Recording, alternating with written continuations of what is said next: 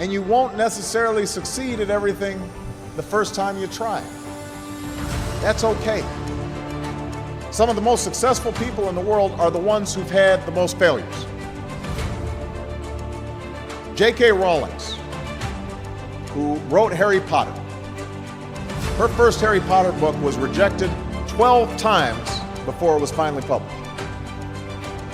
Michael Jordan was cut from his high school basketball team.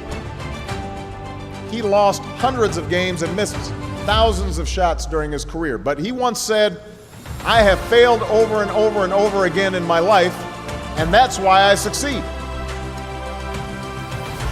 These people succeeded because they understood that you can't let your failures define you. You have to let your failures teach you. You have to let them show you what to do differently the next time. So if you get into trouble, that doesn't mean you're a troublemaker. It means you need to try harder, to act right.